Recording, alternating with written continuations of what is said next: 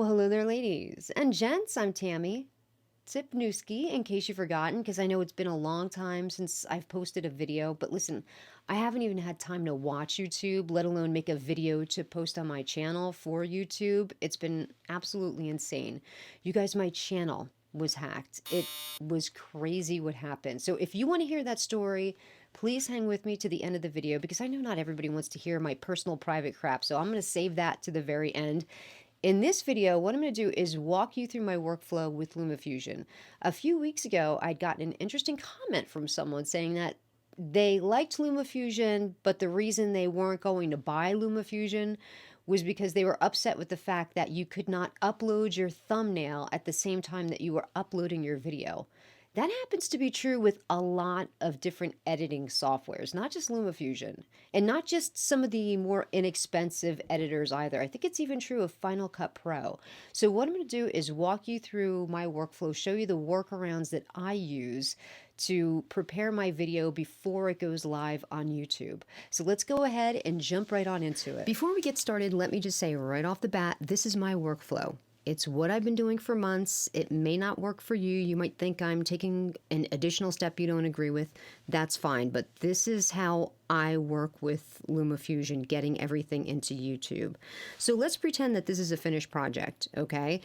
I've watched it a few times. I've made sure everything is in there that I want to be in there and everything is taken out that I don't want to be in there. After you're done with that, your next step is going to be to construct your thumbnail. So what I do is I have a completely different project for all of my thumbnails. So let's hit the project manager and I'm going to go down to thumbnails. And I've already created the thumbnail because this is not a thumbnail video. So once you have your thumbnail created, I hit the share button and I send a snapshot of that, and that's going to put that into my photo roll. So I'm going to go over to my photo roll right now and choose the thumbnail. I am going to hit the share button again. And what I'm going to do is airdrop this to a secondary iPad. If you don't have an iPad, you can of course use your phone, or you don't have to do this step at all. You can just do the thumbnail afterwards if you want, but I find that this step is so much easier for me. So I am going to hit airdrop and I am going to choose my other iPad, and that is going to send that right on over. And there's my thumbnail. So we'll hit done. And we'll go back to Lumafusion, and you'll find out why I did that in a little bit. Okay, so let's go back to the project. So once I've done all that, now I can begin to send everything into YouTube. So I'm going to hit the share button, and I'm going to choose movie and choose YouTube if that's where you want to send it. Okay, I filmed this video in 4K, but I am going to down-res this to 1080p, and I am going to, I film everything in 24 frames a second, so I'm going to leave it right there, and I am going to max out the video quality at ultra. Now you're always going to leave your audio quality right there at 48 kilohertz. That's fine, leave it there. Video codec, don't touch that. Includes video and audio. If you're having a video, that's what you want, don't touch that. File format. So there's a debate on whether you should choose the MP4 or if you should choose the .mov. That's the two options that you have. I've always just used the MP4 option. I've never had a problem with it. I think the videos look good, so I always just leave it there. And of course, this is a normal video, so we are going to leave it there. And that's about it. Now we're going to hit the share button again. I'm already signed into YouTube, so it's not going to ask me for my account. You're going to name your video, put in a video description. Okay, now you can go ahead and add some tags. Now in Lumafusion, the tags are separated by commas. So put a comma, then hit a space, and then put in your next tag. But I am going to do my tags and my links after I do all of this.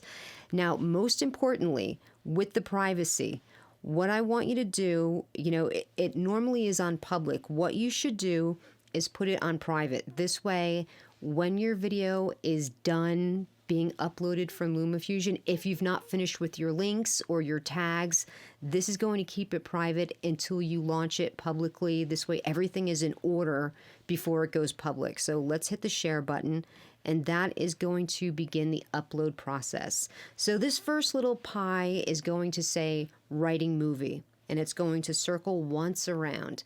I got one of those spry errors. Son of a... Oh, man. Okay, so if this happens to you, let's go ahead and just hit OK. Son of a gun. Let's close this out. Yay, the error is cleared, and now it's uploading into YouTube. What we're going to do from here is go to my second iPad, because now once that second wheel is up, now we can start to do things like input our thumbnail and do some other things. What I like to do with the thumbnail is use the app called YouTube Studio. Now, the reason I like to use this app instead of doing the thumbnail through the desktop portion of the YouTube Studio Creator is because sometimes it doesn't always let me use my thumbnail. Sometimes it says the thumbnail is too big or it can't read the thumbnail. I have no idea why. So when I use this YouTube Studio app, it goes through nice and easy. There's never ever a problem. So let's go ahead and launch the YouTube Studio app. Let's go ahead and get into the video section. So I am going to choose this one. That's the newest one. Let's hit the pencil. I don't know if you can see it. It looks white. You hit the pencil and that allows you to edit that. So let's hit edit the middle of the picture. Choose custom thumbnail, and that is going to bring up all of your photos. Choose the thumbnail that you want. Choose select and hit save. So boom, right from there, your thumbnail is going to be saved once this finishes here. Yay, our upload is complete, so let's hit OK. Now let's go to YouTube Studio Creator on the iPad, and I'm going to walk you through adding tags and doing a couple of other things. Okay, the next step is jumping on the internet. So let's go ahead and launch Chrome. Let's go ahead and go to YouTube. If you obviously don't have this here, you'll have to type YouTube in there. And I'm already signed into YouTube, so it automatically goes to my profile.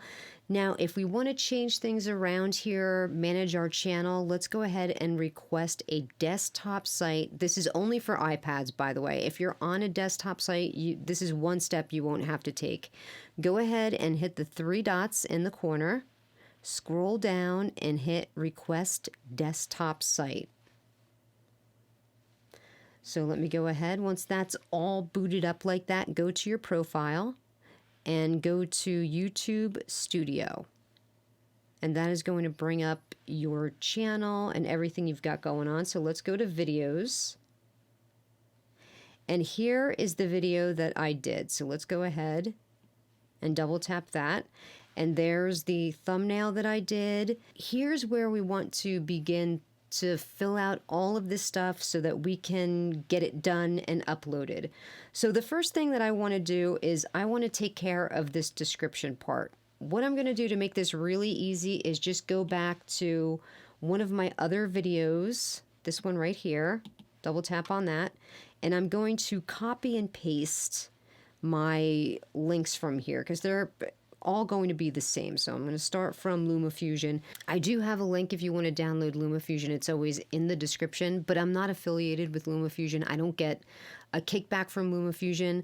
The other links, however, are Amazon affiliate links. So if you do use those links, I do profit from those. So let's go ahead and just begin to copy and paste all of this. Okay, so that's done. Now what I want to do is go to okay, fix the play. Go to end screen. One of my next videos is going to teach you guys how to do the end screens, how to make them look really nice.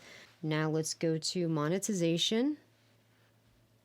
We just want to make sure that, okay, that's on. And then your next thing to go live would be to change visibility from private to public, or to schedule it if you want to schedule it at a particular time.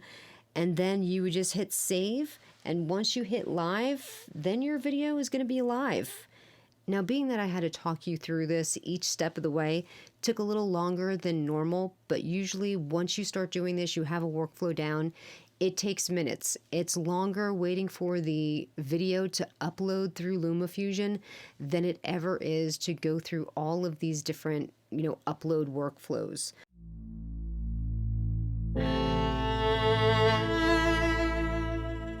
I'm gonna make this fast because it's like 1 o'clock in the morning and I'm absolutely exhausted. I have to work tomorrow. So I bought a laptop like 2 months ago, and I bought it strictly for live streaming on YouTube because my old laptop was junky, and it was great. It worked fine. It was perfect. Nothing seemed suspicious about the laptop. I didn't have any issues with it. There didn't seem to be anything on the laptop that shouldn't be there. But one day I'm at home, and fortunately, I'm friends with a couple of YouTube creators that like have my phone number and my email. They can get in touch with me. One of my friends texts me. I'm sub to his channel, and he's like, "What's with that comment that you left on my channel?" And I'm like, "Uh, which comment?" He's like, "On my newest video that I put up today." And like I said, I've been so busy, I haven't really had time to watch YouTube, let alone, leave comments. And I'm like, I haven't left a comment. What are you talking about? He's like, "Go to my newest video and look at it." So I went to his newest video.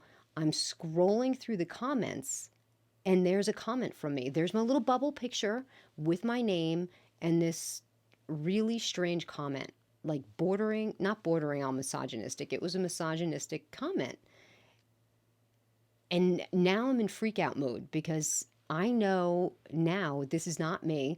The only other person who has access to my iPad that would leave a comment would be my girlfriend. I know she wouldn't do it, so now I know I've been hacked. How am I going to get hacked? It has to be that laptop. So now I'm like in DEFCON 2, changing passwords, going through this email to find out what they've done with the email, what they've done to my channel, what happened. And really, the only thing that I can see is yes, they did go through some of the emails. It doesn't look like they sent emails, but I wasn't sure. So I sent everybody an email that I ever emailed from that address saying, "Don't open any emails from me," because I don't know what they did. They can just erase the sent stuff and you'd never know what they did. And it just seems like they went onto my channel as me. They didn't erase any of my videos. They didn't mess with tags. They didn't do anything other than leave these strange comments. So, now I'm in freak out mode. Now I'm like sending everybody messages through their channel saying, "Hey, if you see anything from me that looks weird, it wasn't from me. It wasn't me. I've been hacked." But the problem is I'm like sub to over 300 channels. And am I really going to write 300 messages to people? So what I just decided to do was, blast people an email saying, "Hey, I got hacked. Don't open anything." And making this video basically, because how can I possibly leave 300 messages? I mean, is Jared Polin from Frono's Photo really going to care that I left a stupid comment? Not me, obviously. The hacker left no, he's not going to care. So I just had to let it go. And I don't know how many comments they left. The only way I know what comments got left is if people start responding to them. Then I can go in and erase the comment. And I can't understand. I can't tell you how it feels to know that that happened. It's upsetting to know that somebody was watching you through a camera, and then they did this thing with the comments. And I'm trying to figure out why they would do that. Like, by leaving comments is the way I knew that I'd been hacked. It was like sending off a flare. Why would they do it? So it bothered me for, since this happened. I'm still bothered by it. And I was talking to one of my friends, telling her the situation, and she's like, "Oh, you know what happened?" She's like, "I bet I know what happened." I'm like, "What?" She's like, "It happened to me." I'm like, "Oh, you got hacked?" She's like, "No, it was different." She's like, "My grandkid," yes, I'm old enough that I have friends that have grandkids. My grandkids were on my computer and they were leaving messages through Facebook, but it was under my account, so it was me. She's like, "I wonder if that's probably what happened to you." And for the life of me, I can't think of anything else that would have been that other than that. So she has to be right that whoever the hacker was probably had either a tablet or a computer open and somebody sat down and just started leaving comments. Uh, it is enraging as it is. I feel actually lucky because by leaving those weird comments, that's the only way I found out that that had even happened to me. So as terrible as it was, it could have been so much worse. Like it could still be not now because I got it fixed, but still could have been just opening my computer, using that laptop. They could have just been going through the camera, watching me, watching anybody that's in this room. So, as crappy as it was, it could have been so much worse. Like, it doesn't look like, and I have my credit on lockdown. So, even if they did try to apply for something with that email address or my name, there's no way they can even get to anything because I have it locked. But it's just, oh, and I was telling my nephew the story. He's like, yeah, the Windows computers are the worst for that. So, in the future, if you buy a used computer or a laptop, don't trust, even though you bring it up and it looks like it's brandy new, like you're signing in and everything's like new, you're going through a setup process. There still can be something embedded in that computer. Your best bet is to wipe it clean and start from scratch. So there you go. I mean, as terrible as it was, because the comment, I mean, and it's not like it was a kid that did it. There's no way that a kid could have left those messages. It definitely was a male with the messages that got left. Like I said, one was my friend, his channel. It was just, it was like a just a like a real jerky comment. Like I said, it was misogynistic, not something that a woman would write, and definitely not me. But it just is hurtful to think that somebody would do that to me, invade my privacy, watch me through the camera, do that to my channel. It just, it,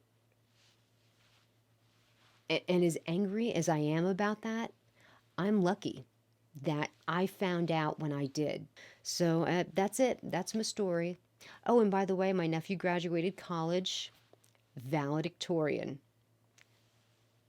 Receiving a Course Director Award in Fundamentals of Production 2, a Perfect Attendance Award, and the valedictorian, Nicholas Edward Sminuski. How awesome was that? Okay, well, thank you so much for joining me, and until next time, wear your sunblock.